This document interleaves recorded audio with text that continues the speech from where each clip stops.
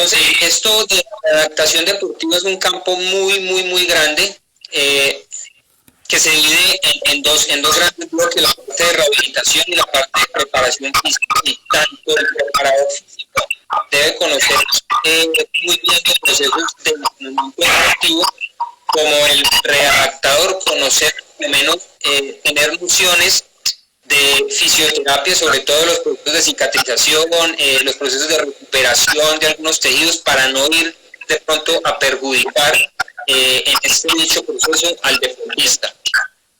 Entonces, hoy vamos a centrarnos mucho, o vamos a hablar específicamente de la readaptación funcional de la actividad lineal. Hablo de lineal porque en este caso que vamos a hablar de fútbol, indiscutiblemente tenemos que hablar de la agilidad, pues frenos, cambios de dirección, reaceleraciones, pero el tiempo no nos va a dar.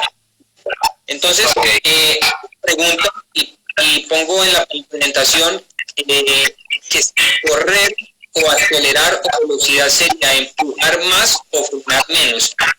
Desde aquí me empiezo a meter en los aspectos neuromusculares, porque cuando una persona camina o una locomoción normal, siempre hay unas fases de frenado y unas fases de propulsión. Y esto, al momento de adaptar, hay que evaluarlo para saber si hay descompensaciones o para saber si podemos avanzar de una fase o no. A ver si la persona está mejorando las fuerzas de freno, pero también las fuerzas de propulsión. La segunda pregunta que pongo es si el problema de readaptar la velocidad o la fuerza en la carrera pasa más por lo neuromuscular o por lo metabólico. ¿Por qué? Porque la mayoría de los entrenamientos de la velocidad se hacen haciendo carreras, haciendo o algunas aceleraciones, pero también vamos a ver ahora que hay unos determinantes de rendimiento que se pueden entrenar de forma aislada para mejorar en su totalidad lo que es la velocidad o la aceleración.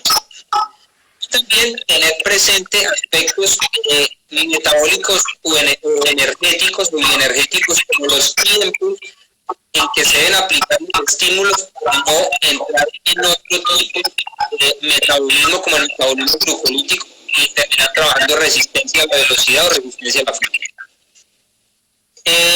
Y la última pregunta, la acabo de decir: ¿siempre se entrena corriendo o vamos a ver de qué otra forma lo podemos llegar a entrenar? Entonces, se los voy a leer rápidamente, lo más seguro es que no esté bien. Vamos a contextualizar un poquito sobre algunos aspectos de la lesión deportiva. Vamos a caracterizar las lesiones más importantes o las que más se presentan en el fútbol. Vamos a determinar el rendimiento o las variables de rendimiento neuromusculares del fútbol para poder entrenarlas, poder redactarlas. Estas variables vamos a caracterizar y vamos a hacer una progresión metodológica basándonos lógicamente en la fuerza para recuperar lo que es la velocidad o los cargos lineales. Entonces, cuando nosotros hablamos del proceso de entrenamiento, siempre inicio con esta gráfica, me parece muy ilustrativo y fácil, porque cuando yo entreno, redacto a alguien, básicamente estoy buscando mejorar el rendimiento y disminuir las lesiones en el deportista para, por ende, aumentar o mantener la longevidad deportiva. Sabemos que un deportista, una vez sufre una lesión, en el caso de un ligamento cruzado anterior, la longevidad deportiva se ve disminuida bastante, y lógicamente si se dan edades tempranas podríamos de pronto hasta perder algunos puntos en cuanto al rendimiento deportivo. Entonces, las adaptaciones en el entrenamiento no solo se van a dar de tipo estructural. Yo no puedo hablar solamente de hipertrofia, aumento de masa muscular, sino que hay unas adaptaciones funcionales, y estas adaptaciones se van a dar de una manera u otra dependiendo del tipo de ejercicio que yo ponga en deportista. En cuanto a las determinantes de rendimiento neuromusculares, en el fútbol están ampliamente estudiadas que las aceleraciones y las desaceleraciones son, primero, las acciones más repetidas y más comunes, acompañadas de la agilidad. La agilidad es la capacidad de cambiar de dirección y volver a acelerar. Y la velocidad, que ya son desplazamientos largos, aproximadamente entre 30 y 60 metros. Entonces, si caracterizáramos los desplazamientos, digamos que las aceleraciones se dan desde el segundo esfero, el deportista está quieto, rompe la inercia y va a buscar mover, desplazar su centro de masa lo más rápido posible, o lo más velozmente posible, en un trayecto entre 0 y 30 metros según la literatura. La velocidad son acciones de 30 y 60 metros y la agilidad, vuelvo y repito, son las aceleraciones, sumándole la desaceleración y el cambio de dirección y la reaceleración posterior. Carlitos, una pregunta mía ahí en ese pedazo, porque es que veo que están conectados muchos deportistas también, ¿sí? Y no todos son pues de la parte de fútbol y no todos son de ¿sí? Entonces, por ejemplo, tengo patinadores, tengo gente que maneja ciclismo, entonces, y que han tenido que pasar por lesiones, ¿sí? Y hay que pasar también por el proceso de rehabilitación de la carrera también, ¿sí? Entonces, ¿esto también aplicaría para ellos? Indudablemente, siempre lo único que va a cambiar es el momento de aplicación de fuerza. O sea, si yo estoy sobre una bici, la fuerza se va a aplicar sobre el pedal. Si yo estoy nadando, va a ser la propulsión que tenga, o la aerodinámica que tenga mi cuerpo, pero también la propulsión que tenga mi patada y mis brazos. O sea, van a cambiar son las estructuras anatómicas a entrenar, pero las fases de aceleración, velocidad, siempre son las mismas. Las aceleraciones se dan iniciando los movimientos y las velocidades ya cuando el cuerpo ha tomado cierta aceleración y alcanza la velocidad máxima. Entonces, sí se da de forma similar en todos estos deportes. Y la agilidad, lógicamente, por un deporte cíclico no se va a presentar, o sea, como el atletismo, como el ciclismo, como la natación, no se va a presentar, porque la agilidad necesariamente tiene un componente de freno y reaceleración. Ok, listo. Listo, entonces, para empezar a hablar ya del entrenamiento de la fuerza, siempre tenemos que tener presente la especificidad cinética y cinemática, o sea, cómo se mueve, cómo son las trayectorias, las fuerzas del cuerpo, entrenar lógicamente movimientos y no músculos. La correspondencia dinámica es una terminología de Zipf y de Bernousski, ahorita lo puedo mostrar más adelante. La especificidad neuromuscular y entender sobre todo que voy a readaptar el gesto, no la estructura. No me voy a sentar en readaptar o recuperar la rodilla, el tobillo, el codo, la cadera, y no que voy a recuperar un gesto, que en este caso hoy vamos a hablar de la carrera. Ok. Entonces, hay varias terminologías, voy a ir pasando porque hay gráficas que también voy hablando, algunos conceptos como los de fuerza útil, que Carlos Vadillo nos ha hablado siempre desde hace muchos años. La fuerza que realmente yo puedo utilizar es la fuerza que puedo desarrollar a la velocidad del gesto deportivo. O sea, si yo tengo una sentadilla con 200 kilogramos de peso, y esa manifestación de la fuerza yo no la logro utilizar durante la velocidad de carrera, pues necesariamente esa fuerza no va a ser útil para el cuerpo. Útil simplemente va a ser la cantidad de fuerza que yo pueda desarrollar a la velocidad del gesto, ya sea patear un balón, saltar, correr, golpear una bola de tenis, dependiendo de la modalidad deportiva. Ok. Listo. En cuanto a correspondencia dinámica, yo la presentación se la mandé a Luis, Luis la puede compartir a los que se la pidan. En cuanto a correspondencia dinámica, hay varios determinantes. ¿Qué quiere decir? Que las adaptaciones específicas se dan solo a los estímulos que yo dé a partir del entrenamiento. Me explico.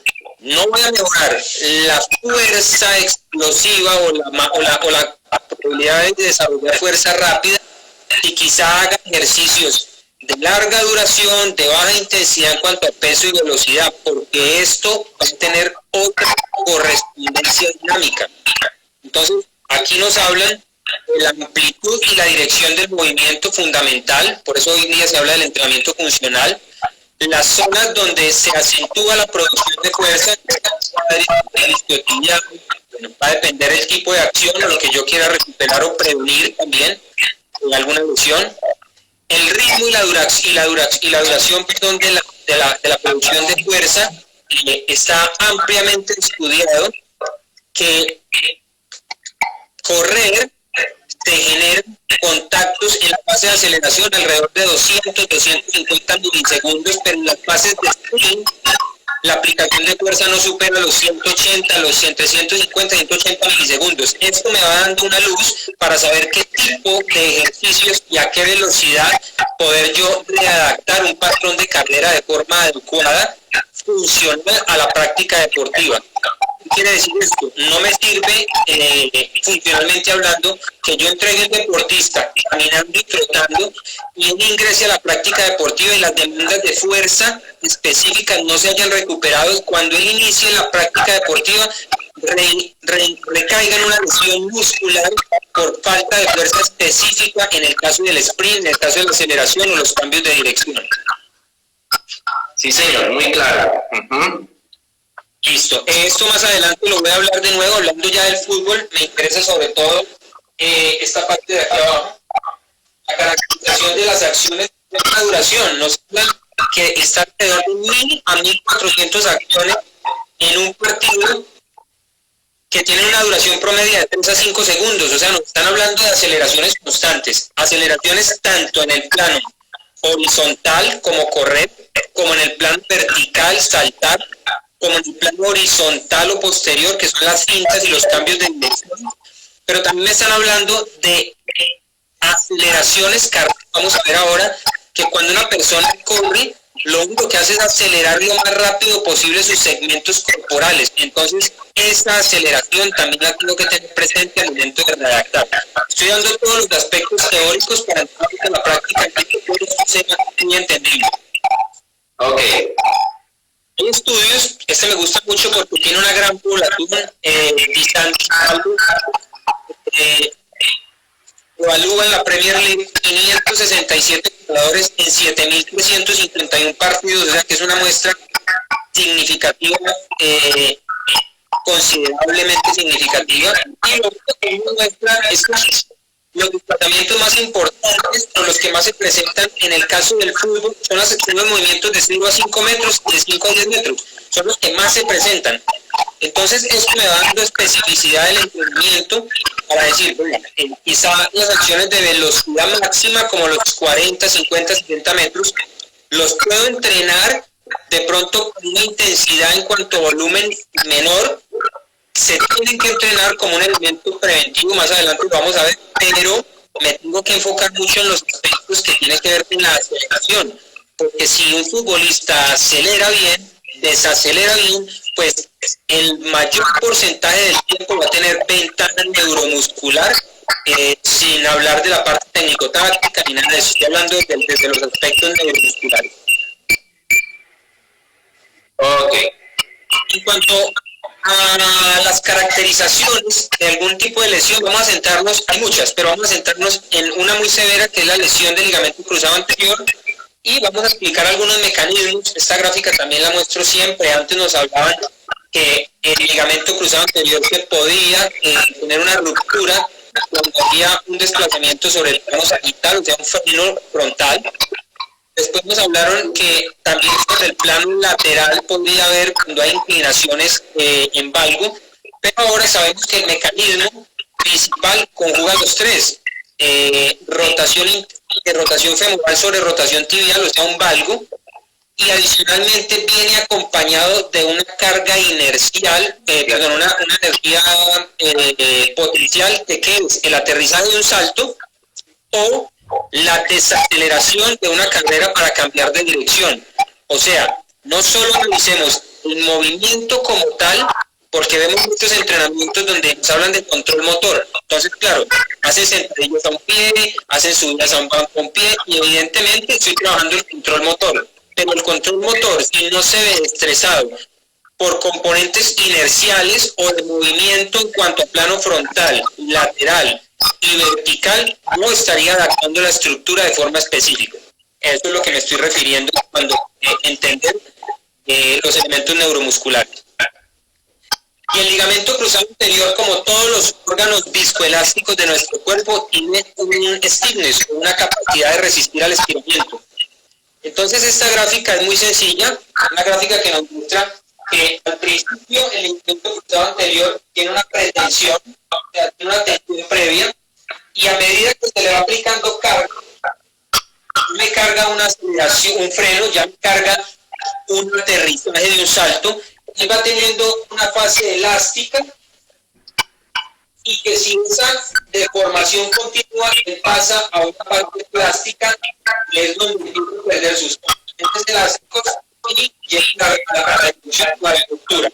Entonces, el ligamento cruzado anterior es un elemento viscoelástico que va a soportar carga, pero tiene unas estructuras activas como la masa muscular, como la fascia, como los tendones, que le van a ayudar a él a soportar y a mitigar esta carga o esta fuerza que se genera en los frenos y cambios de dirección y en los aterrizajes. Entonces, muy importante entender que sí, el ligamento tiene un elástico y va a resistir, pero si yo no tengo la musculatura entrenada de forma adecuada para que soporte estos impactos, pues probablemente él va a estar en riesgo constante en la práctica deportiva, sobre todo en el fútbol.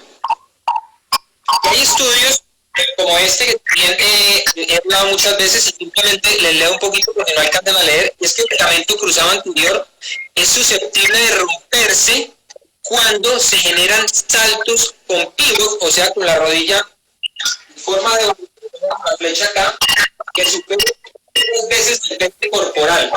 Y eso que ustedes ven ahí es lo más sencillo de superar. Les voy a poner un ejemplo. Un personaje de 80 kilos, yo lo paro sobre una plataforma de fuerza y ese personaje, por estar parado ahí, multiplicado por el valor de la gravedad, que es 9,8, tiene cerca de 780 kilonewton de presión contra el piso.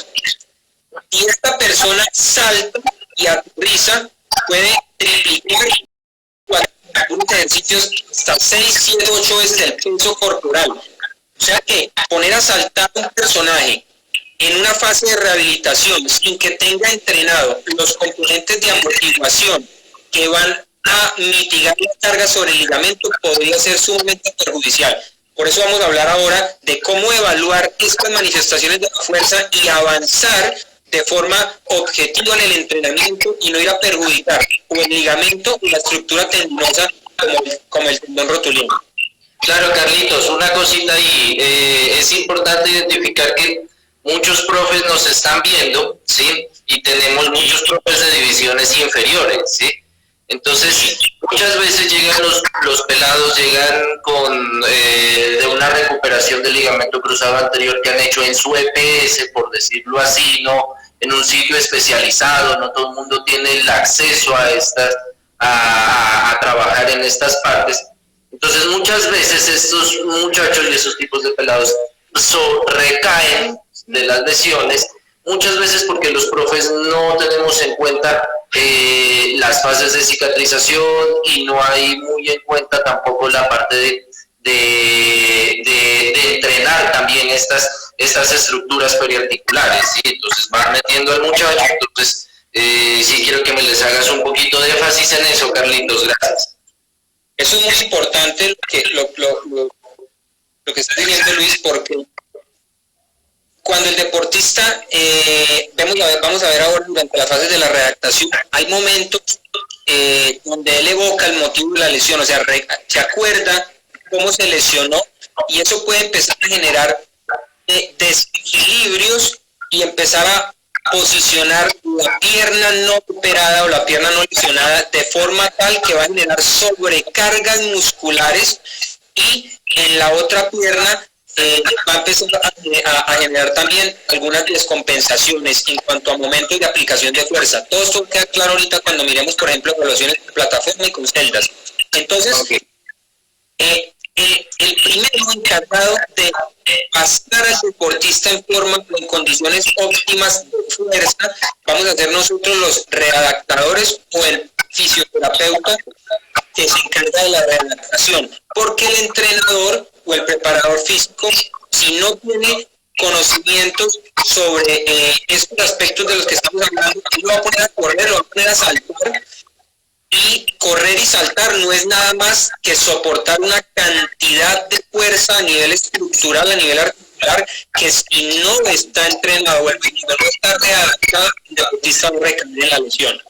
El deportista va a recaer en la lesión. Y aparecen lesiones que quizá no están en la ecografía, no están en la resonancia, y son lesiones de tipo no estructural, sino de disturbios o de órdenes neuromusculares. Entonces duele el isquiotibial, duele el aductor, duele el cuádriceps, pero no hay lesión.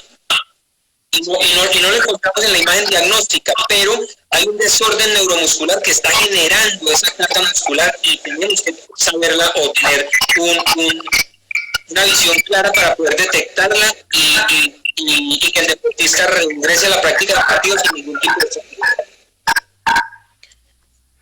Entonces, continúo, y aquí pongo un salto sobre una plataforma de fuerza para que los que están viendo dimensionen. Es un simple salto de 50 centímetros sobre una plataforma de fuerza, el deportista rebota y salta, y de 80 kilos, los que se encontraron pesan 80 kilos, para que entendamos esto. Si yo lo paro, y digo, en una plataforma de fuerza sin saltar, 80 multiplicado por la gravedad 9,8, que es la fuerza que yo tuve en el rodillo, está más o menos en unos 780 kilonewton. Pero miren lo que pasa cuando él salta y rebota. Estamos hablando de 4.300 kilonewton, o sea, más o menos 6 veces el peso corporal.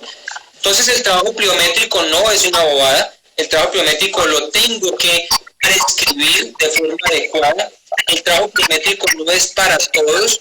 Hay trabajos de saltabilidad bajo impacto que van a ser beneficiosos, pero a partir de la evaluación funcional de la fuerza, yo voy a poder determinar si ya está para saltar el deportista o no. Porque poner a soportar una estructura 4.300 o 5.000 newton de fuerza para una estructura que la masa muscular no está entrenada, esa carga la va a recibir el ligamento cruzado anterior. Y repito acá, la deformación por aplicación de fuerza va a llegar al grado tal que vuelve a haber una ruptura. Entonces es importantísimo este aspecto. Okay.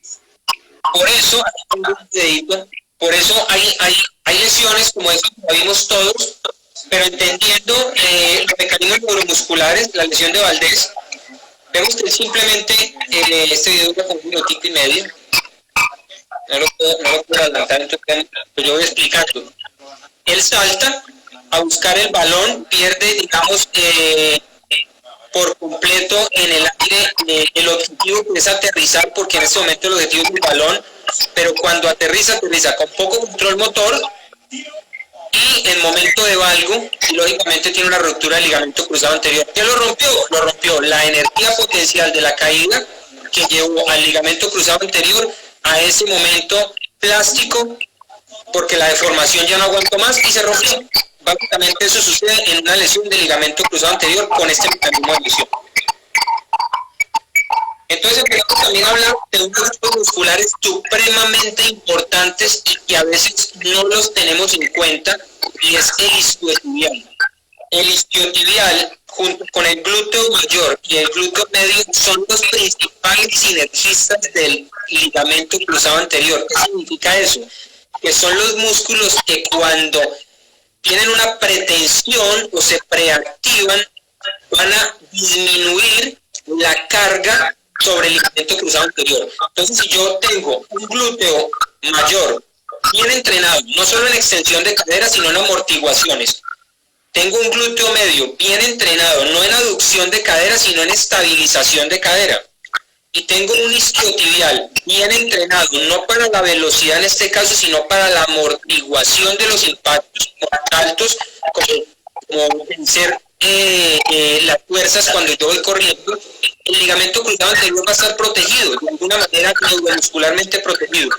Entonces, esto me va a dar una cantidad de herramientas para yo prescribir de la mejor manera la recuperación, pero también para prevenir lesiones, porque ya estoy entendiendo el mecanismo de lesión, también entiendo qué debo fortalecer o qué debo entrenar para que estos grupos musculares protejan la estructura ligamentosa. Aquí hay una gráfica, de pronto ustedes no la ven, es que cuando el personaje está en el aire, va a caer sobre una plataforma de fuerza, pero también tiene electrodos que están midiendo la activación muscular, incluso que los isquiotibiales, el glúteo y el glúteo medio tienen una preactivación, o sea, se activan antes del contacto con el piso para proteger la estructura ligamentosa. Entonces, en el aterrizaje o en los frenos y cambios de dirección, siempre estos grupos musculares van a hacer una preactivación antes de tocar el piso. ¿Para qué? Para cuando entremos en contacto en los primeros 100, 150 o 200 milisegundos, el sistema nervioso central pretensa estos músculos y protege que no hayan desplazamientos de la articulación. Y hay muchos estudios, este es uno que nos muestra la activación del isquiotibial, todo esto Luis se los puede pasar, yo se lo paso. Ahí están las informaciones bibliográficas. La importancia en tres planos que tiene el glúteo mayor. Digamos que el glúteo mayor no solo nos sirve para extender la cadera durante las fases de carrera, porque es importantísimo para prevenir lesiones de los isquiotibiales, sino que en el ligamento cruzado anterior el glúteo mayor es un estabilizador de elemento de flexión, en aducción y en rotación interna de cadera junto al glúteo mayor. O sea, al aterrizar, el glúteo se utiliza para que en momentos de valgo ni protecciones de cadera ni flexiones excesivas para proteger el ligamento cruzado anterior. Eso es entrenable, claro que es entrenable. Claro, altamente entrenable y también evaluable para saber si el personaje ya está en condiciones o no de hacer saltabilidad en la redacción. Aquí también todos la importancia del glúteo medio en el apoyo unipodal para que la rodilla no colapse en valgo, todo lo conocemos también en estos estudios. Y hay muchas formas de poder evaluarlo simplemente con alguna filmación o también solo viendo al deportista. Entonces, aterrizar de un banco, un deportista aterrizando de un banco, un drop normal, yo puedo decir las rodillas van hacia el centro en posición de valgo, o sea, colapso hacia el centro. Esto sería un factor de riesgo. Si hay grado excesivo de flexión de rodilla en la amortiguación, pasa. Y hay un grado excesivo, los isquiotibiales están ayudando al ligamento a sostener la estabilidad de la rodilla. Entonces, no va a haber un sistema de protección del ligamento cruzado anterior. Y hay otros factores de riesgo, como que un deportista esté pesado, a partir de la grasa, como que la longitud de la tibia sea más larga, sea muy larga. El caso del jugador de voleibol, el caso del jugador de baloncesto, van a tener mayor probabilidad de un riesgo de lesión. Y lo otro es el quinto factor que pongo ahí, que es la evaluación de fuerza entre el isquiotibial y el cuádriceps, que lo vamos a tener también más adelante, que lo podemos evaluar fácilmente con algunos dispositivos, lógicamente necesitando algo de tecnología, pero yo puedo mirar la relación de fuerza entre el isquiotibial y el cuádriceps, tanto en concéntrico como en excéntrico. Listo. Hay otros mecanismos como los frenos y cambios de dirección. Aquí los dejo, voy a un video también para mostrarles. Pero lo importante de esto es entender, vuelvo y digo, que cuando una persona corre, no está haciendo nada más que frenar y propulsar su propia masa corporal, o sea, está haciendo fuerza. Entonces el problema no pasa tanto por la parte metabólica, no pasa tanto por recuperar ese consumo de oxígeno o por recuperar o por entrenar sobre ciertos tiempos para que él recupere la resistencia y la velocidad. No. El problema va a ser más por entrenar la fuerza necesaria para que este pueda soportar el peso de su peso y en el posterior paso propulsar el peso corporal. Entonces van a haber acciones de frenado, pero también acciones impulsivas, y que todo esto está debajo de 2000 newton para arriba, o sea que correr es tremendo trabajo de fuerza. Tremendo trabajo de fuerza. Y empezamos a entender por qué el running hoy en día tiene tantas tendinopatías, tantas periostitis, tantas fracturas por estrés, porque deportistas que nunca han hecho nada se dedican solo a correr, pero la estructura activa, como la masa muscular y los componentes elásticos, no los entrenan de forma adecuada, entonces tarde o temprano va a aparecer una sobrecarga por un movimiento repetitivo, quizá mal ejecutado, o por un movimiento repetitivo en condiciones no óptimas en cuanto a fuerza. Y lo mismo va a pasar en fútbol. Carlos, Señor. hay muchos ciclistas así, ¿no? O sea, hay un boom en el ciclismo que trae nuevas personas que nunca han hecho ejercicio, ¿sí? Entonces, no solamente en el fútbol, sino también en otros deportes, ¿no? Sí, y empiezan a aparecer las rotulianas, las trocanterias, empiezan a aparecer todo este tipo de patologías sobre uso que están apareciendo hoy en día con el boom de la actividad física, que es muy bueno. O sea, es lo mejor que nos puede estar pasando, pero hay que hacerlo bien. ¿Cómo? Pero hay que hacerlo bien, lo que te decía. Exacto. Hay que fortalecer las estructuras para poder ejecutar mejor. Vuelvo y digo, en todas las modalidades va a pasar. En el caso de esta presentación me estoy centrando mucho en el fútbol, porque sería absurdo hablar de esto, entonces nos metemos en una modalidad deportiva. Ok, gracias. También la pongo mucho, porque es representativa de lo que pasa cuando una persona corre. Los saltos continuos horizontales es tal cual cuando una persona está corriendo. Y miren esto, menos de 15 segundos, lo que hablamos ahora, hay producciones de fuerza de más de 5.000 Newton por pie. Entonces, imaginémonos una rodilla que la estoy readaptando. Le doy una alta de competitivo y ese personaje empieza a correr con una pierna que no tiene bien entrenada la fuerza, rápidamente va a tener o un problema tendinoso o un problema muscular, o va a recaer en la lesión porque no tiene la fuerza necesaria para soportar esos impactos que requiere la velocidad. Hay otros factores de riesgo que están ampliamente estudiados también, en la estabilidad central y el control motor. O sea, a mayor estabilidad central va a tener mayor control motor el cuerpo, pero también tenemos que buscar funcionalidad. Yo respeto mucho, hablo desde mi experiencia y desde lo que me ha servido, desde lo que me muestra de pronto la literatura, y ser estable en el piso no me garantiza ser estable en la movilidad o en la dinámica. Entonces, sí se debe hacer una progresión de los trabajos de zona media en cuanto a isometrías de piso, en cuanto a coordinaciones estando en el piso, pero poco a poco voy a tener que empezar a hacer ejercicios un poco más funcionales, o sea, estudios a la realidad para que la zona media se adapte a estabilizar estas fuerzas. Por ejemplo, no es mismo hacer una plancha lateral que hacer una carrera lateral, saltar una valla y frenar con un pie. Evidentemente las exigencias de estabilidad de zona media van a ser completamente distintas que si hago una plancha en el piso. Entonces, a eso me refiero en cuanto a progresión funcional. El piso, irme moviendo un poco más, entendiendo siempre que la zona media me sirve para estabilizar y desacelerar los movimientos. Estabilizar y desacelerar los movimientos. Ok. Hay muchas evaluaciones de fuerza, ahorita vamos a ver una, aquí les explico un poquito. Esto es mayor riesgo de lesión, menor riesgo de lesión. Estos son los números y estas son las evaluaciones que voy a hacer. Entonces, una evaluación convencional entre la estructural me dice que los isquiotibiales deben tener más del 60% de la fuerza que tienen los cuádriceps para prevenir una ilusión del ligamento cruzado anterior.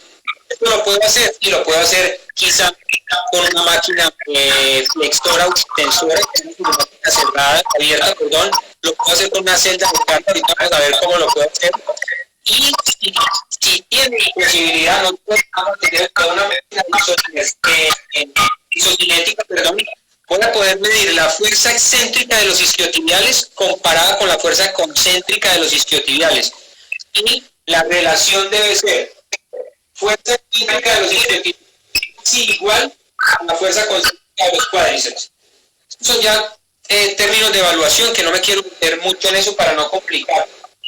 En cuanto a simetría de pierna derecha y pierna izquierda, se recomienda que no sea mayor al 10%. Esto ya es un riesgo de lesión y es medible, claro, es medible. Y también el punto óptimo de producción de fuerza se recomienda en las modalidades deportivas que siempre sea en los ángulos abiertos.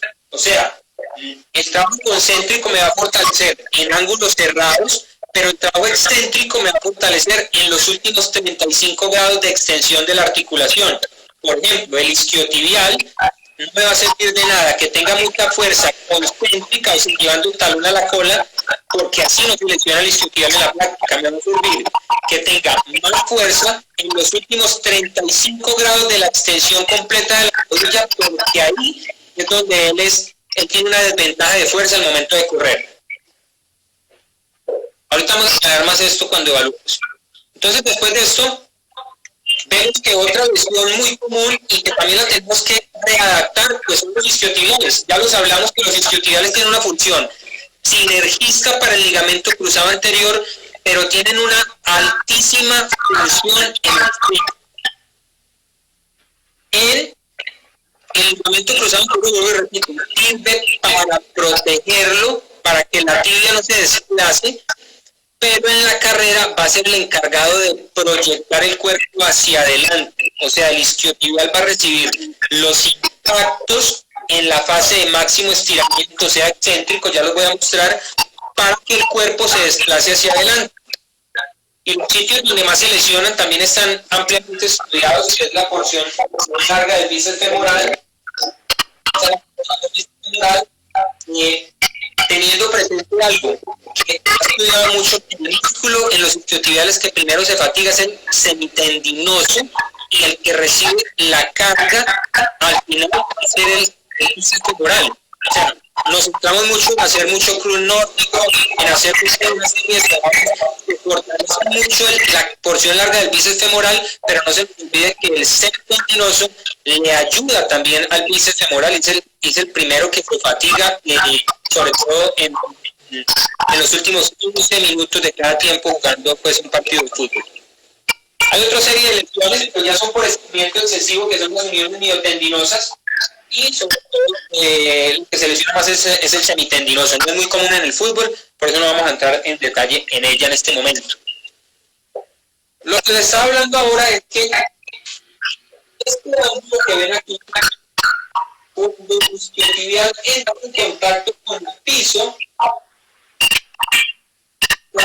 proyecta el cuerpo hacia adelante, y ese es el momento de máxima fuerza que el isquiotibial tiene, y por eso lo debo entrenar de forma específica. Lo hablaba al principio de la grabación, en cuanto a velocidades angulares, o sea, tengo que mover la pierna muy rápido para entrenarlo. No me sirve quedarme de pronto con una sentadilla, no me sirve quedarme con la máquina isoinercial por un momento, por todo el entrenamiento. No me va a servir quedarme con la máquina de flexión de rodilla típica del gimnasio. En algunos momentos me va a servir, pero tengo que avanzar para poder llegar a la especificidad. Y hay muchos estudios que les voy a dejar, ustedes los pueden ver. Ahí lo que está mostrando es la electromiografía del isquiotibial justo cuando el pie está extendido, o sea, está entrando en contacto con el piso. Y es el momento donde hay máxima activación del músculo. Perdón.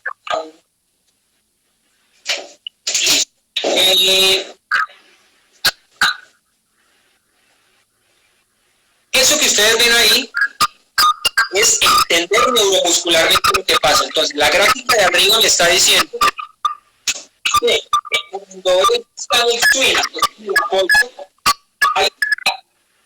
hay momentos como la máxima producción de fuerza, el máximo pico de fuerza por unidad de tiempo, o sea, fuerza explosiva, pero también se presenta el máximo estiramiento, o sea que cuando un músculo está estirado, se le está exigiendo al máximo en fuerza. Si él no está entrenado para este aspecto, va a tener probabilidad más alta de una disrupción de sus fibras, y con el pasar de la práctica deportiva o del partido va a llegar a un desgarro muscular, que es lo que queremos evitar en la práctica deportiva. Sí o sí, él va a tener disrupciones con el solo hecho de correr, pero con el entrenamiento que vamos a ver excéntrico, yo puedo llegar a disminuir esta probabilidad de que aparezcan las lesiones. También hay otros aspectos como la estabilidad central. Sabemos que una inclinación de la pelvis va a poner también en un posicionamiento inadecuado del isquiotibial, o sea, lo va a llevar hacia atrás y eso lo pone en riesgo también de lesión. Y ahorita hablaba que hay lesiones. Esta es una clasificación, ustedes no la alcanzan a leer, pero hay lesiones de tipo estructural, como las disrupciones, que yo las puedo ver en la ecografía o en la resonancia, pero hay lesiones de desorden o disturbios neuromusculares que se dan básicamente por fatiga, como un DON, algunos DONs que no aparecen, o por desórdenes neuromusculares, como ¿cuál? La inhibición recíproca. Explico qué es esto. Un excesivo trabajo, por ejemplo, de los flexores de cadera, como el psoas, el pateo, las abdominales flexionando el tronco, van a generar una hipertensión o un acortamiento del flexor de cadera y automáticamente va a haber una inhibición o una incapacidad de activar bien el glúteo, que es el extensor de cadera cuando yo corro. Entonces el deportista va a sentir las cargas, ¿dónde? En los sinergistas, que va a ser el isquiotibial y el cuadrado lumbar. Este tipo de lesiones no aparecen en la ecografía, pero aparece el dolor. El saber interpretar de dónde proviene el dolor probablemente nos va a permitir que este deportista rinda más. Todos los que hemos estado en fútbol conocemos el dolor típico de la práctica deportiva. Profe, me cargaron los posteriores, profe, me duelen los isquios, pero estas no son lesiones musculares, son fatigas o cargas musculares generadas por desórdenes neuromusculares. Probablemente el psoas, que se tensiona mucho en el fútbol, debo liberarlo, flexibilizarlo, hacer algunos excéntricos para que me deje activar el glúteo mayor como principal extensor de cadera durante la carrera, y así el isquiotibial y la zona lumbar no se nos carga.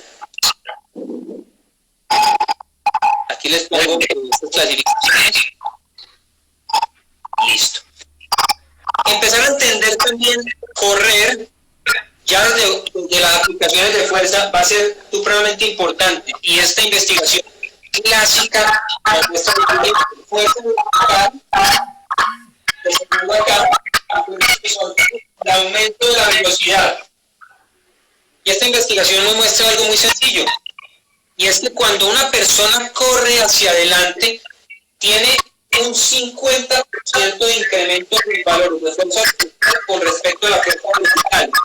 Hay que saberlo interpretar muy bien, porque entonces aquí diríamos, la fuerza vertical no se necesita. Resulta que la fuerza vertical durante la carrera lo que va a disminuir son las fases de frenado, y la fuerza horizontal lo que va a permitir es que el tronco, el cuerpo se desplace a mayor velocidad hacia adelante. Ahorita cuando hablemos de entrenamiento de fuerza vamos a ver algunos ejercicios donde nos centramos en la fase vertical, no tanto para entrenar el salto, sino para mejorar las fases de freno. Hay entrenadores que nos dicen muchas veces, profe, es que el jugador no salta. Es que entendemos que el jugador no salta, pero el jugador constantemente está teniendo momentos de freno vertical muy intensos para poder correr hacia adelante. Entonces, tener fuerza vertical, reactiva, rápida, rigidez, vamos a ver ahora, me va a permitir que el deportista se desplace mucho mejor o de forma eficiente hacia horizontal, o sea, hacia adelante. Y es muy sencillo, hay fuerzas verticales y fuerzas horizontales cuando uno corre. Entonces hay muchísimas investigaciones, las dejo también en la presentación, ahí están las citaciones, donde nos dicen fuerza horizontal, el pico de fuerza vertical. Entonces uno podría decir, no, lo que yo necesito para correr es tener mucha fuerza hacia el frente. Sí, pero si yo no tengo la fuerza para salir rápido del impacto, o sea, cuando la persona apoya y se proyecta, si no tiene la fuerza necesaria para mitigar esos frenos verticales, el desplazamiento horizontal tampoco va a ser el mejor.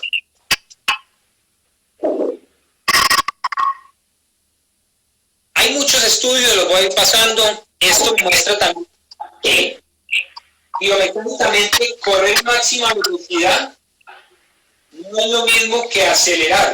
Entonces, al momento de entrenar, tengo que tener presente el posicionamiento del cuerpo, los grupos musculares que más actúan para entrenarlos de forma analítica para que me mejoren también la parte funcional. O sea, el glúteo mayor es un poderoso extensor de cadera durante la fase y vemos glúteos, los primeros 10 metros, es un poderoso extensor de cadera para proyectar hacia el deportista. Pues yo puedo hacer ejercicios analíticos de extensión de cadera con bandas, con máquinas isoinerciales, con glúteos, mucho ejercicio analítico que me va a permitir, cuando yo haga, por ejemplo, saltos horizontales, ser más eficiente en el ejercicio como tal.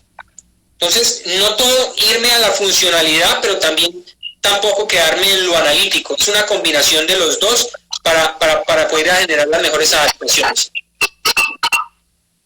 10 metros comparado con 30 y 60 metros, o sea, aceleraciones y velocidades. Contribución de los grupos musculares. Vemos que cuando una persona acelera, mucha contribución de cuádriceps, mucha contribución de glúteo, poca contribución de los isquiotibiales acelerando, tiene más contribución en la velocidad. ¿Por qué cuádriceps y por qué los glúteos? Porque él está en flexión, porque tiene el tronco en flexión. Entonces tiene mayor contribución de los cuádriceps y del glúteo. Pero a la hora de entrenarlos, pues yo no voy a entrenar el cuádriceps en una camilla de extensión de cuádriceps. Voy a hacer unos ejercicios que me permitan proyectar el cuerpo hacia adelante, como puede ser el salto horizontal. Esta necesariamente la misma. Carlitos, que por Instagram nos cortan a la hora y ya nos faltan 15 minuticos, ¿vale? Listo. Entonces, ¿qué hago? Tú me dirás, adelanta un poquito y hacemos una ronda de preguntas, ¿te parece? Perfecto, sin problema. Aquí lo que iba a seguir explicando eran las producciones de fuerza, cómo el cuerpo requiere fuerza vertical y fuerza horizontal, no solo vertical, no solo horizontal. Durante una lesión, ¿qué sucede? La famosa huella motriz, las alteraciones orgánicas, la pérdida temporal de la comunicación entre el ligamento cerebro que se tiene que recuperar, y cómo empezar a hacer algunos trabajos. Entonces mostraba el trabajo, por ejemplo, isométrico al inicio de la rehabilitación. Nos habla que la fuerza isométrica de pronto no es funcional y resulta que esto es una curva isométrica. El deportista empieza a generar fuerza y llega a la fuerza máxima, pero muchos investigadores nos dicen que en los primeros 150 milisegundos se presenta el máximo pico de fuerza, y esto es fuerza explosiva y es entrenable. Claro que es entrenable. Aquí lo que hablaba yo ahora de entrenar los ángulos articulares abiertos en los últimos 35 grados va a ser fundamental en la readaptación. Aquí tengo un video donde estamos entrenando fuerza isométrica en uno de los dispositivos que nosotros creamos, pero también evaluando. Y esto arroja gráficas como estas. Aquí, lo que les estaba diciendo ahora, no solo me interesa cuánta fuerza genera, sino cuánta fuerza generó en los primeros 100 milisegundos. Esto es una adaptación de fuerza explosiva, de fuerza reactiva. La puedo empezar a entrenar en momentos tempranos de la rehabilitación, sin necesidad de saltos, sin necesidad de sprint, como con activaciones isométricas máximas. Puedo medir miembro derecho, miembro izquierdo, rojo y verde. Y vemos acá, como en el caso mío, primero la asimetría en producción de fuerza, segundo la asimetría en los picos. ¿Esto qué me va a pasar? ¿O qué me va a pasar a este deportista? Que cuando empiece a correr o a entrenar, evidentemente va a tener cargas musculares sobre su pierna izquierda, sobre su pierna derecha, perdón, porque es la que recibe más las cargas verticales al momento de correr, saltar, acelerar o desacelerar, que ya dijimos que es fuerza. Algunos test que hacemos nosotros, esto es un test antes de la lesión y es un test después de la lesión. A 15, 35, 45, 60, 75, 90 grados en cuanto a flexión isquiotibial. Y lo que evidenciamos con la fuerza en los ángulos abiertos, 15, 35 y 45 es superior antes y después de la readaptación. Entonces podemos ser más objetivos para decir, este deportista que antes tenía un déficit muy alto, ahora lo tiene disminuido en los ángulos articulares abiertos. También la diferencia pierna derecha, pierna izquierda. Aquí pongo el 30% en los primeros cálculos entre pierna derecha y pierna izquierda. Y después del entrenamiento ya no tiene sino un déficit del 9%, se ha mejorado un 22% la producción de fuerza en ángulos abiertos. Y hay muchas formas de entrenarlo. Esta gráfica de Pablo Varela me gusta mucho y es utilizar los planos inclinados. El plano inclinado hacia abajo va a entrenar las fuerzas de freno cuando el deportista aterriza en la carrera. El plano ascendente me va a entrenar las fuerzas de propulsión y los planos laterales me van a servir como elemento propioceptivo, o sea, me va a llevar la rodilla a un valgo o a un aro dinámico y eso también me va a servir mucho. ¿Qué hago? Cargas inerciales, ¿cuándo aparecen? Aparecen después de que ya tengo la fuerza isométrica necesaria, porque la fuerza isométrica me generó ya una recuperación de la rigidez del tendón. Entonces la carga inercial, que muchos ya conocen las máquinas, el cono o la yoyo, que hay muchísimas marcas, esta es la marca de nosotros, van a servir básicamente para mejorar los frenos, o sea, los mecanismos de desaceleración. El isquio desacelerando, pero es fundamental entender que una máquina inercial no sirve de nada si no se utiliza de las mejores condiciones. ¿Y qué es? Pararse muy rápido, frenar y volver a salir lo más rápido posible. Ahí es donde hay sobrecarga en el componente elástico y ahí es donde va a mejorar la fase excéntrica. Si yo freno despacio y arranco despacio, es como si estuviera saltando despacio. Es exactamente lo mismo. Las trabajos inerciales no son más que pliometría sin impacto. Aquí pongo un ejemplo también, decía, ¿qué vamos a trabajar después? La isometría, la fase propulsiva constante. 30 segundos, Carlitos. Si algo, iniciamos otro en vivo para las preguntas, ¿vale? Perfecto, no hay ningún problema. Listo, no esperemos en la otra conectada. Vale, listo.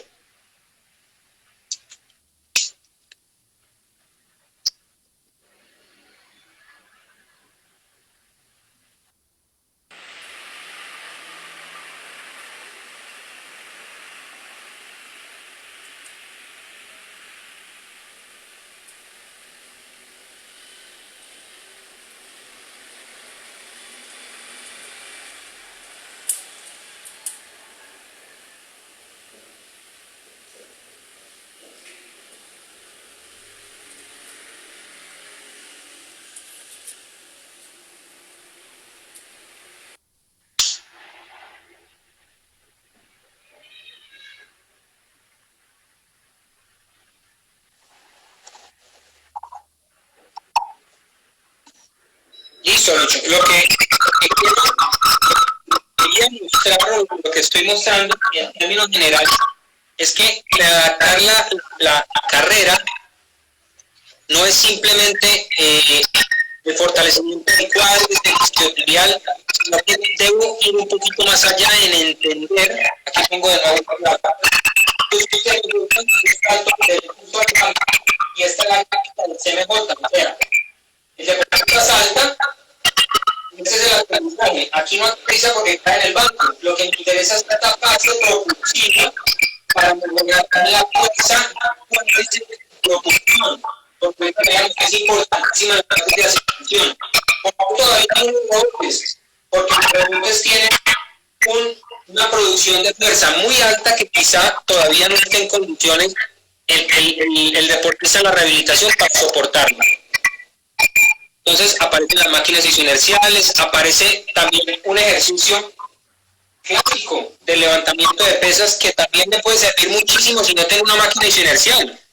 ¿Por qué? Porque él acelera la barra y cuando la barra le cae sobre los hombros hay una sobrecarga en el momento del freno y ahí se da la sobrecarga excéntrica. Entonces todo esto me sirve para mejorar el componente elástico. No necesariamente tengo que tener siempre la máquina isoinercial.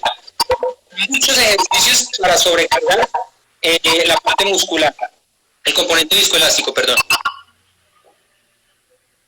Aquí pongo un ejemplo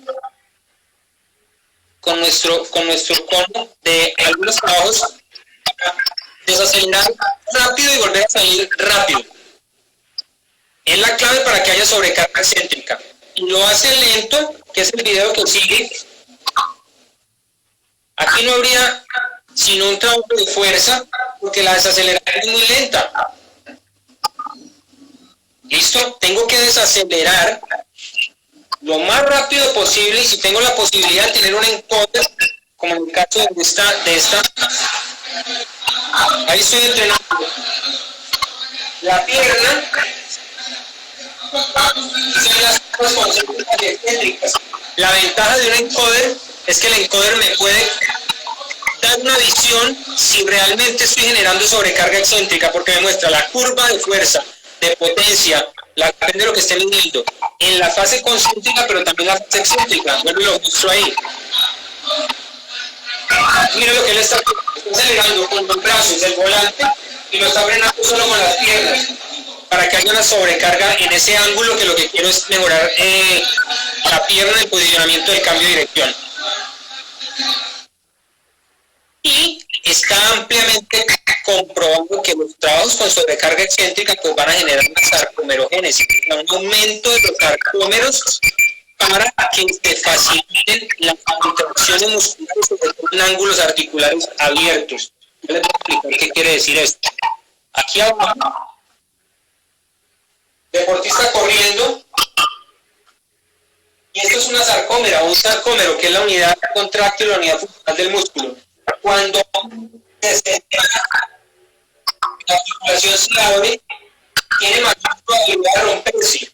Pero cuando yo hago trabajo excéntrico, lo que hago es aumentar el número de sarcómeros en serie, para que cada vez pueda hacer más fuerza en situación de estiramiento. Yo pongo siempre el ejemplo de, imagínese, usted quiere pasar la calle cogido con alguien de la mano, y a medida que se van separando de la mano, llega el momento en que los dedos no soportan más y se rompen, y son dos personas.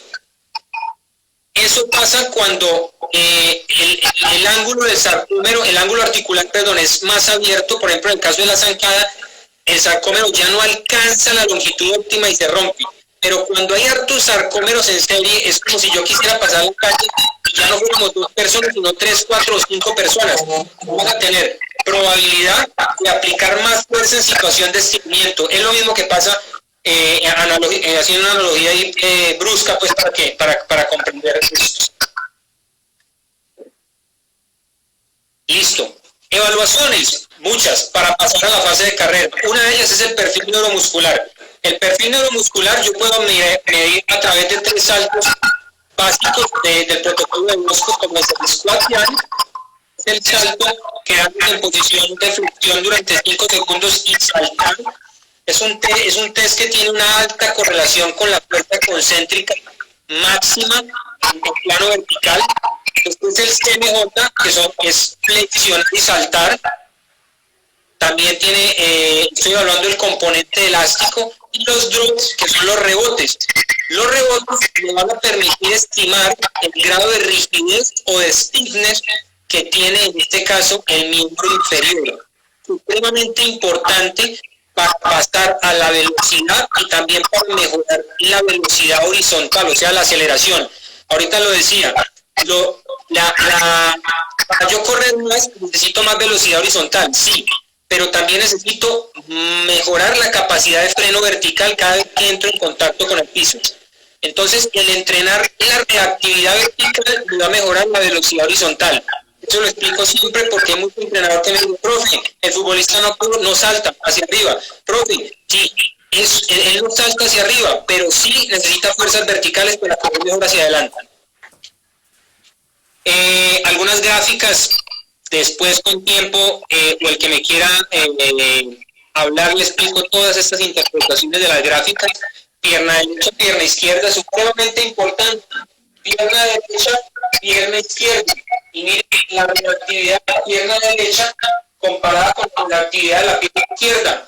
Entonces me está mostrando que las fuerzas de freno de la pierna izquierda están demasiado bajas comparadas con la pierna derecha. Se va a sobrecargar el sóleo de la pierna derecha, porque está soportando todos los frenos durante la carrera. en comparación a la pierna izquierda. Debo mejorar esta simetría para evitar recaídas. Otra evaluación, también la podemos sacar con plataforma, el perfil de fuerza-velocidad, ahora muy conocido, la aplicación de MyJum de Balcerove, el profesor español. Pero esto lleva mucho tiempo en la literatura.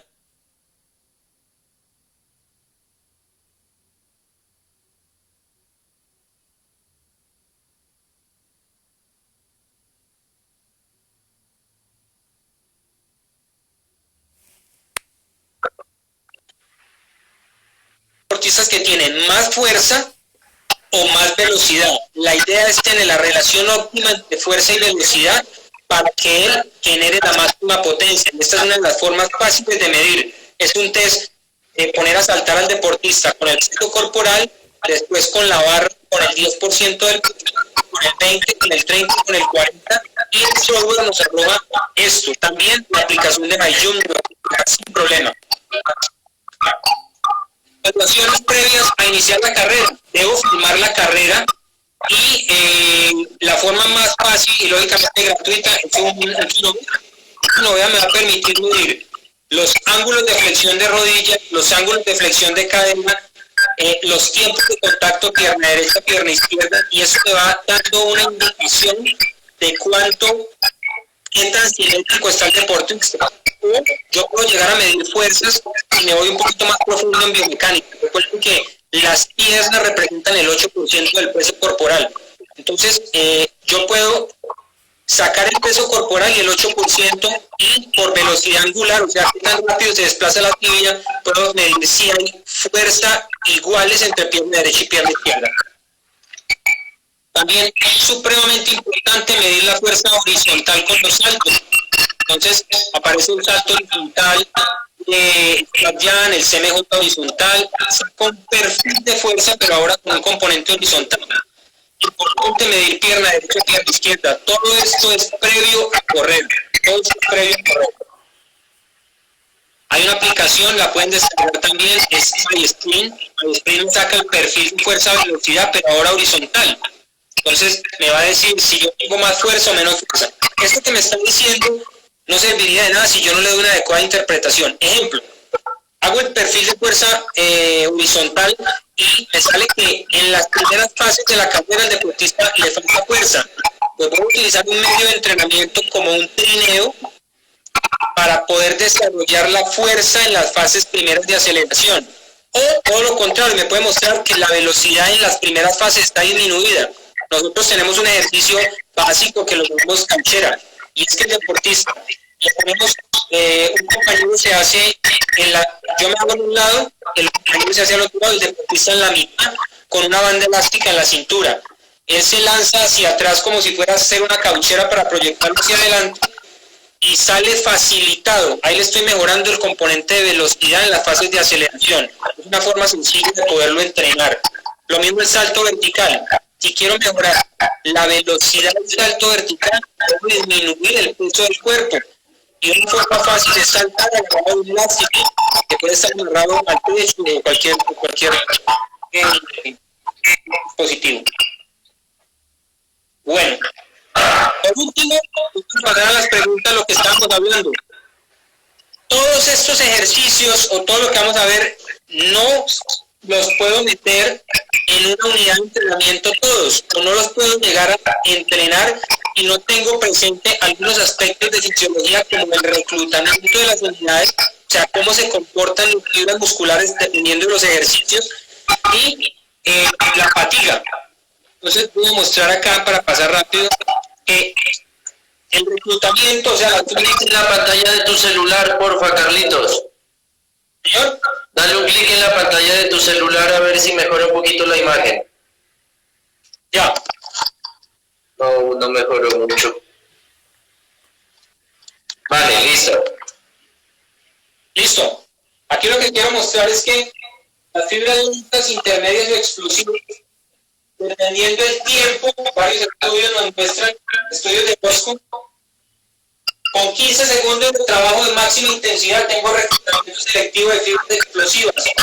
con más tiempo empiezo a juntar las fibras a partir del minuto recluto todas. Esto es muy importante porque que haya más o menos reclutamiento no siempre es bueno. Va a depender de la calidad, y para la velocidad o para la aceleración me interesan mucho los estímulos de alta intensidad y corta duración. O sea que yo puedo llegar a reclutar más o menos fibra muscular si tengo más peso y lo hago a veces con la fibra muscular, como vimos ahora con los saltos de un minuto. ¿De qué va a depender? De lo que yo quiera entrenar. Yo quiero mejorar la fuerza, me voy hacia la tensión. Yo quiero mejorar la velocidad, ejercicios de alta velocidad.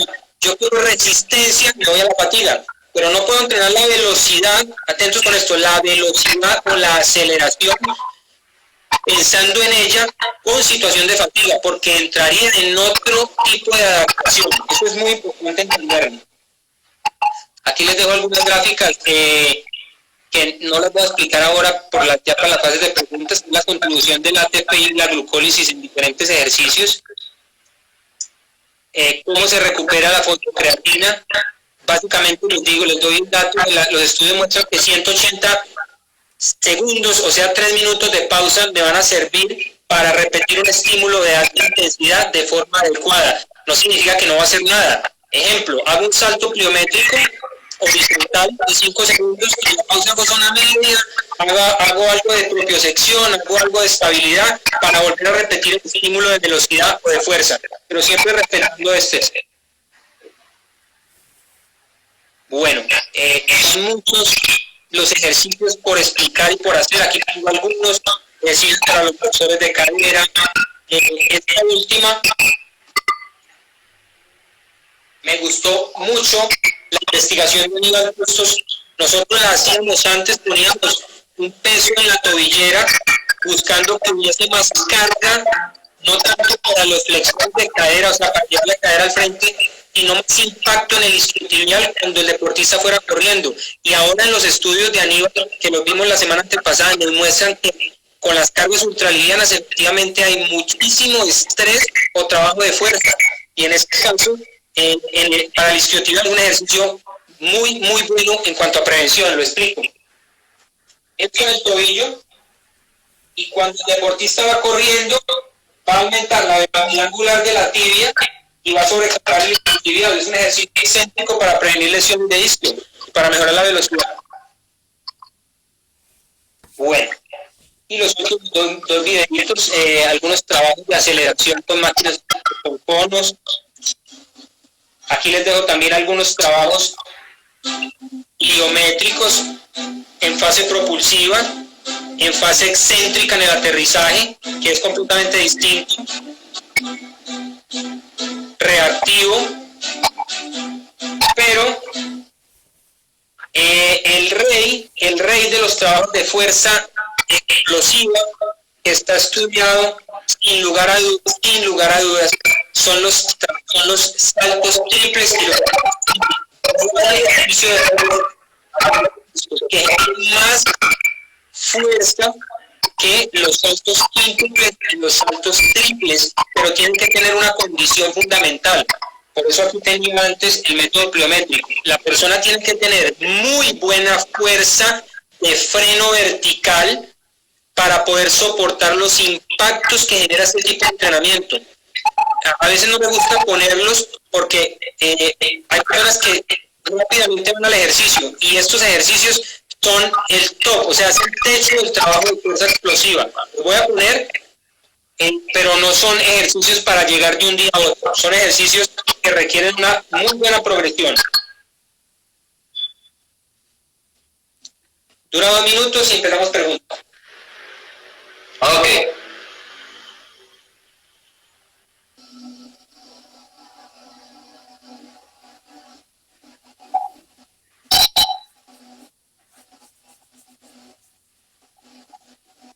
Yo voy explicando.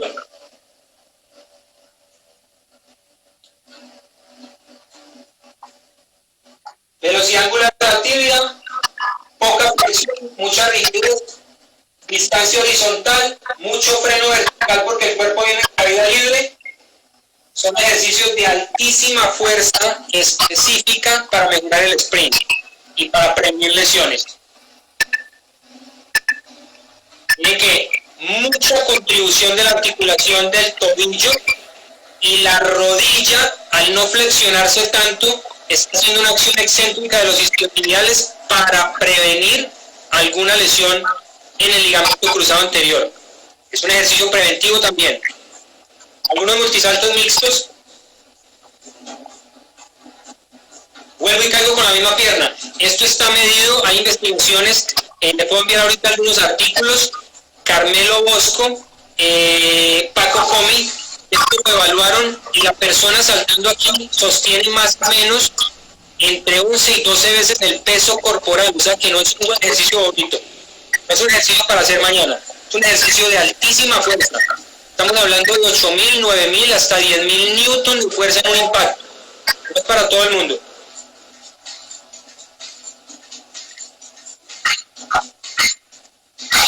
Miren la velocidad de la tibia cuando hace una zancada circular, está simulando la velocidad, claro. Zancada circular, velocidad angular de la tibia al impactar el piso, fuerza isquiotibial. Enfrenado, fuerza vertical y proyección del cuerpo en horizontal, lo que necesitamos para correr más hacia adelante. Bueno, y no lo puedo adelantar, entonces no puedo, el video se nos un poco largo entonces. Listo, lo que quería yo con esto era mostrar rápidamente, el tiempo siempre es corto para hablar de todo esto, pero mostrar que la tecnología, que ahora ya está al alcance de todos nosotros y no tan costoso, pero también hay tecnología de bajo costo que nos permite medir para tener una objetividad en la progresión del entrenamiento y más en las fases de readaptación. Y no dar faltas deportivas porque tenemos al campo evaluaciones de pronto analíticas o evaluaciones de algunos segmentos corporales. Y uno de los movimientos que estimula más las acciones deportivas son los saltos. Entonces, evaluar el salto, ya sea con una plataforma de contacto, con una filmación, con una aplicación, con una plataforma de fuerza, si tienen la posibilidad, con un encoder, cualquier cosa nos va a dar una visión más clara para poder ir avanzando en el proceso de adaptación. Listo, Carlitos. Voy a activar ahora sí los comentarios para ver las preguntas. Claro. ¿Listo?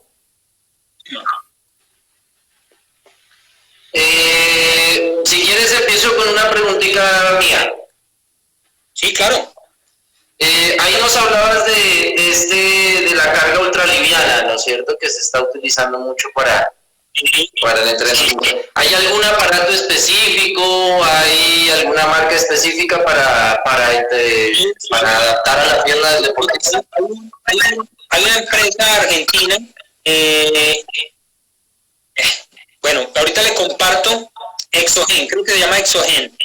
Hay una empresa argentina que ya tienen diseñados estos trajes con cargas ultralivianas y hay una investigación que te la comparto también ahora, hay pocas, que fue la que hizo hace poco Aníbal Bustos en fútbol, donde comprobaron mejoras de fuerza en las aceleraciones con cargas ultralivianas. Cuando están hablando de cargas ultralivianas, están hablando de cargas de 300, 400 gramos, pero trabaja bajo el principio de la energía inercial o energía potencial. O sea, si yo pongo, imagínense la mano, voy a hacer, imagínense la mano, no tengo una calculación, pero si yo cojo una pesa liviana, le aumento de forma distal la carga y la aceleración angular es mayor, por ende va a tener más carga el bíceps. A eso se refieren las cargas ultralivianas para hacer trabajos específicos. Y hay mucha investigación que se está realizando ya con eso. Ok, muchas gracias. Por aquí nos comentan un poquito Camilo Suárez, Ergolax, me dice que es la... ¿Ergolax? Pensé que era Exogen, pero sí es una empresa argentina. No recuerdo el nombre realmente, pero se la puedo compartir ahora. Vale, sí, interesante. Hay otra pregunta, nos dice Said Bustamante, nos dice, creo que él es profe, nos dice, ¿qué piensas de la sentadilla profunda? Indudablemente, a ver, lo que yo quiero mostrar en esto, no podemos ir a las interpretaciones. Yo no estoy, hay que tener presente que el entrenamiento tiene una periodización, o sea, yo utilizo diferentes metodologías en diferentes periodos. No me puedo quedar con la saltabilidad siempre porque voy a llegar a sobrecargas. Entonces la sentadilla profunda es un ejercicio que dependiendo de quién, estoy hablando en cuanto a movilidad de cadera y de deportistas, por ejemplo, va a ser muy buena para mejorar los niveles de fuerza máxima en vertical. Y esos ejercicios me van a mejorar el nivel de reclutamiento muscular de forma tal que cuando haga saltos o haga sprint voy a manifestar mi fuerza. Pero ¿por qué digo que depende de quién? Si yo tengo alguien que no tiene una buena movilidad de cadera, pues una sentadilla profunda me va a llevar el tronco hacia adelante y va a tener una carga, sobre todo sobre el S1 de 5. Entonces voy a tener problemas lumbares. Puedo tener otro tipo de ejercicios como una subida al banco, como una tijera, una sentadilla búlgara, que voy a poder trabajar la fuerza sin necesidad de tener tanta carga axial. Pero evidentemente hay deportes donde sí o sí va la fuerza máxima, llámese rugby, llámese levantamiento de pesas, pero yo no hablaría de trabajos de sentadilla profunda máxima, por ejemplo, en un jugador de baloncesto, en un jugador de voleibol o en un tenista de pronto que sea muy alto porque lo pondría en riesgo sus estructuras. Listo, muchas gracias. Otra pregunta, ¿cuáles serían las progresiones para personas que están iniciando actividad física? ¿Cuáles serían qué, perdón? Las progresiones para las personas que están iniciando actividad física. Listo. Si yo voy, pero me hablan de progresiones como para entrenar para la fuerza. Me imagino, sí. Ajá. Pues la fuerza. A ver, una cosa es hablar en el contexto de la actividad física y otra cosa es hablar en el deportista de rendimiento. Para la persona que inicia actividad física, todo lo que haga es mejorar la fuerza.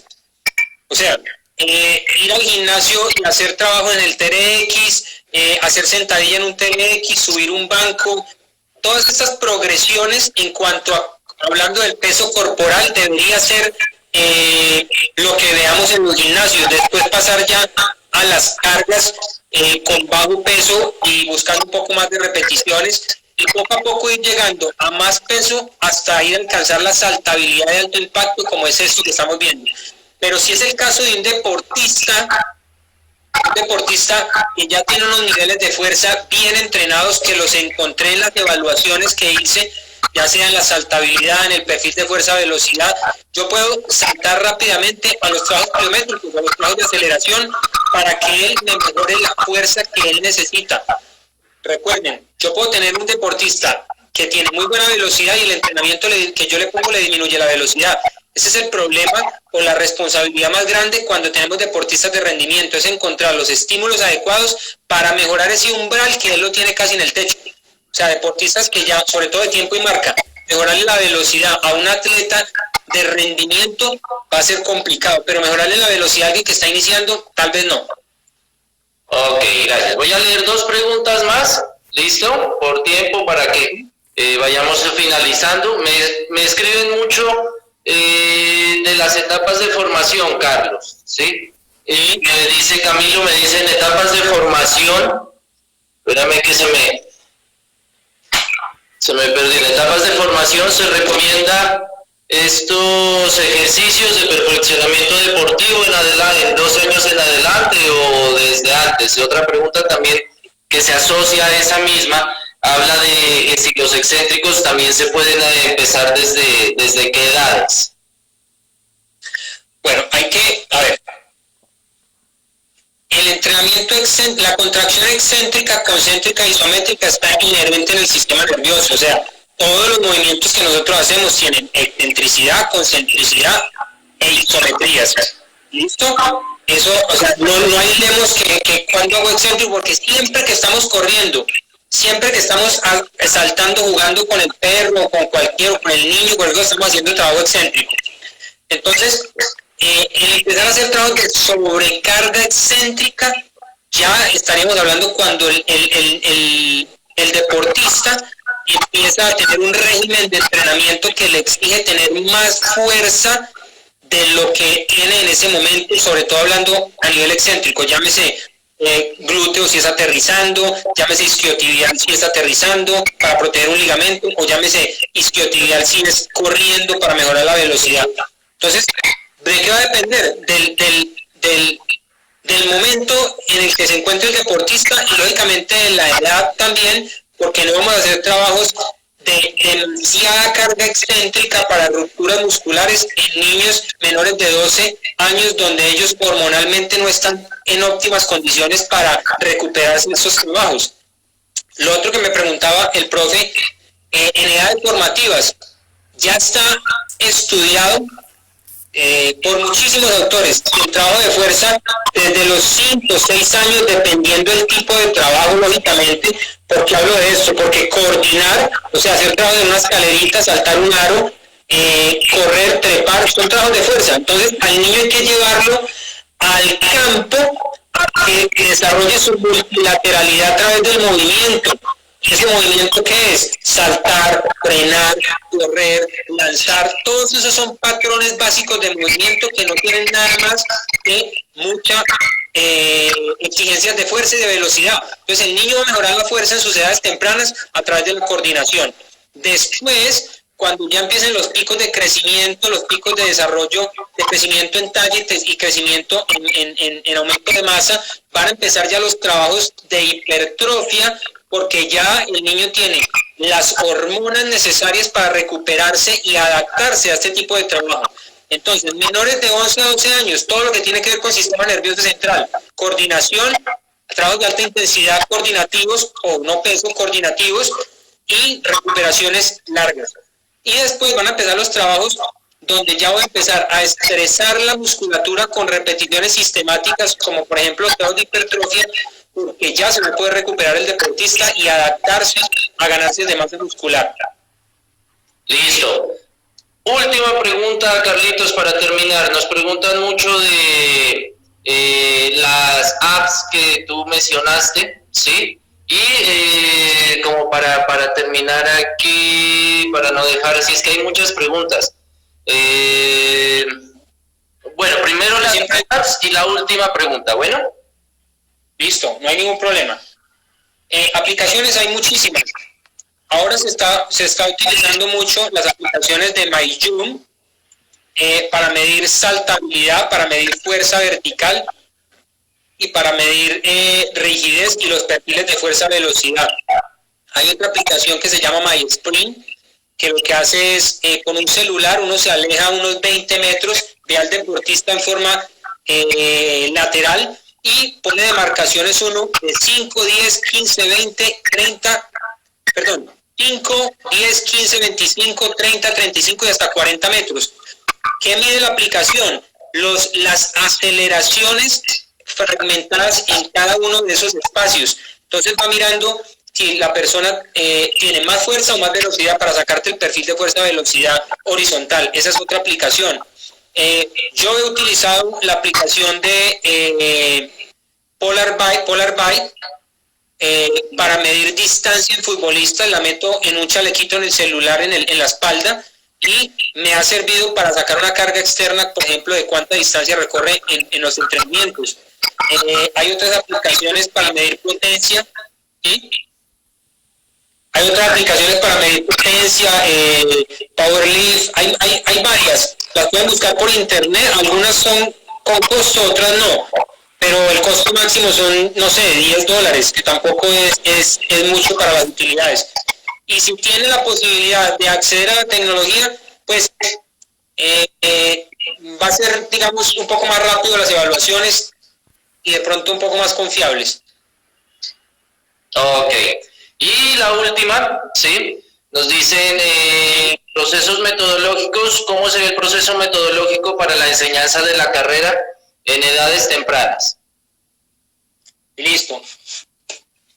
La carrera es un movimiento inherente del ser humano si cuenta con las posibilidades normales de movimiento, ¿no? O sea, estamos hablando de una persona sin ningún tipo de problema o patología.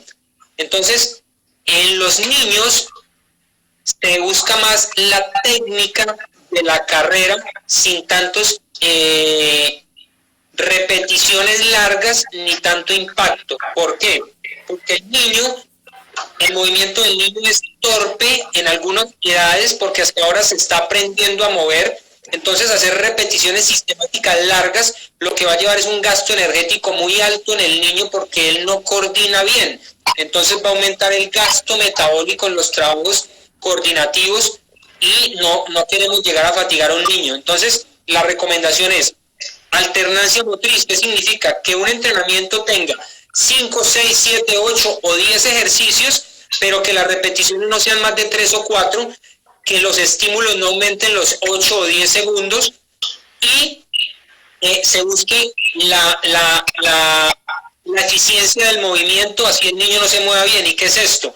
Que el taloneo, el braceo, el skipping, los multisaltos a pie juntos, todo este tipo de trabajo tenga una altísima calidad de ejecución. Por ende, el entrenador debe saberlos explicar tanto verbalmente como ejecutarlos bien para que el niño los aprenda y los haga de la mejor manera. Vale, mi profe, entonces, listo, por hoy terminamos, mi